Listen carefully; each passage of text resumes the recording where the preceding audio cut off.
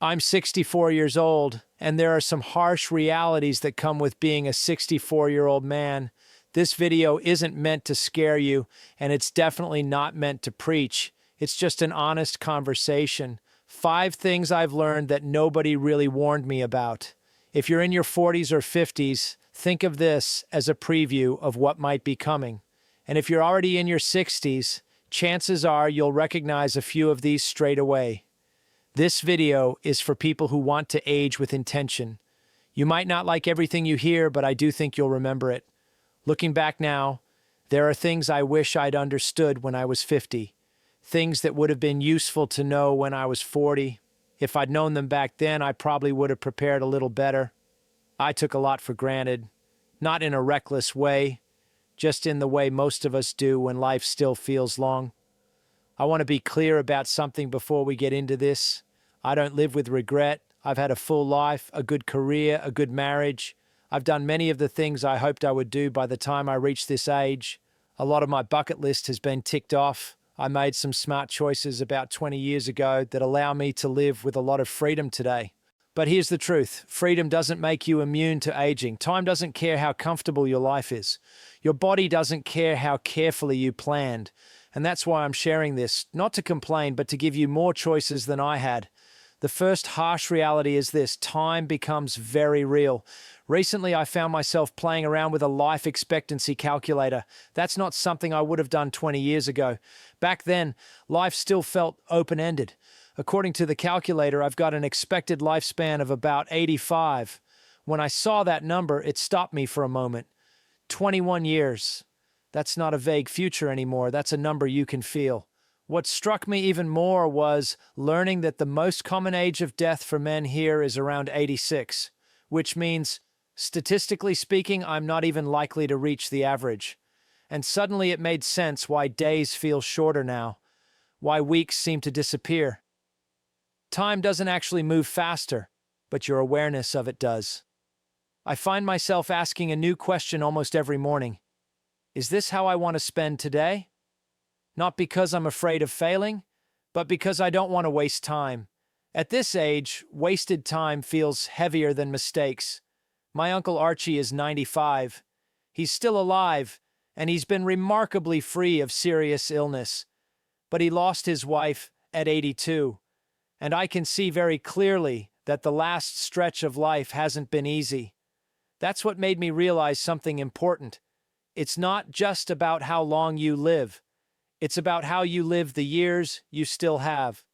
Between now and whatever my number turns out to be, I want to pack as much living into those years as I reasonably can. Not rushing, just not postponing things anymore.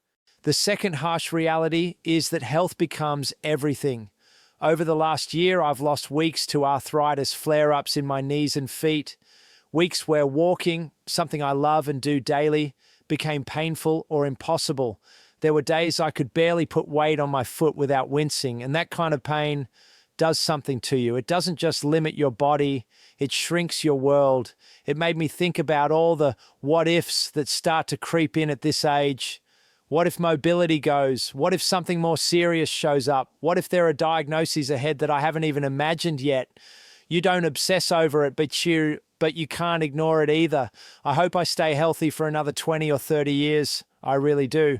But I've also learned that energy is just as valuable as time, maybe even more so.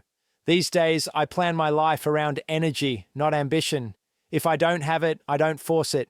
If I do have it, I use it fully. I no longer postpone things just because they're inconvenient. And I don't plan too far ahead either.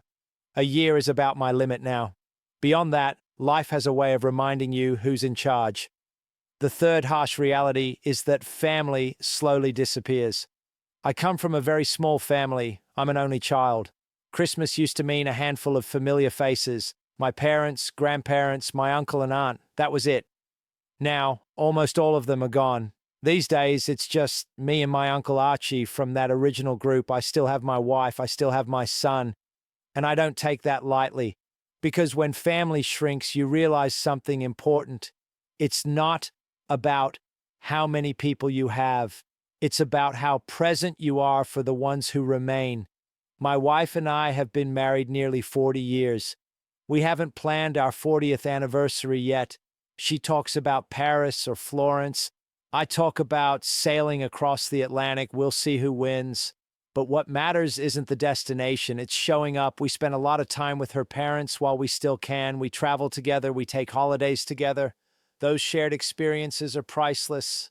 When family starts to disappear, memories become your real inheritance. The fourth harsh reality is the shift towards simplicity. Since turning 60, I've made a conscious effort to simplify my life. I don't collect things anymore. If something comes in, at least two things go out. We downsized our home years ago and got rid of most of what we owned. At the time, it felt brutal. Now it feels freeing. Decluttering isn't just physical, it's emotional. There's something incredibly calming about owning less, about not being surrounded by reminders of past versions of yourself. When the day comes, whenever that is, my son won't be left with a house full of things to deal with, and that gives me peace. At 64, what you own should reflect what you value now, not what you valued decades ago. For me, that means experiences over possessions, space over clutter, calm over accumulation. The fifth harsh reality is avoiding becoming a grumpy old man. It's very easy to believe that the past was better. The good old days. But were they really better? Or were they just familiar? I don't think life was better back then. It was just different. I refuse to live in the past. I refuse to complain endlessly about how everything has gone downhill. That mindset closes you off from the present. I want to keep learning, adapting, engaging with the world as it is now, not as it used to be. One of the most important things you can have at any age is a growth mindset, especially over 60. Being angry, bitter, or closed off doesn't protect you, it drains you. Happiness at this stage is partly a choice.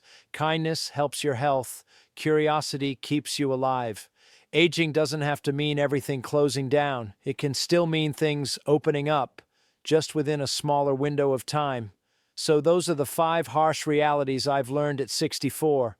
Time is shorter than you think. Health is fragile. Family fades, stuff loses meaning, and mindset determines whether you age bitterly or brilliantly. If you're in your 40s or 50s, don't wait. Make small changes now. Protect your health. Show up for your people. Simplify your life. Stay open. And if you're already in your 60s, you're not late. You're just more aware. Which of these hit home for you? Let me know in the comments. I'd genuinely like to hear your experience. Thanks for watching. I'll see you next time.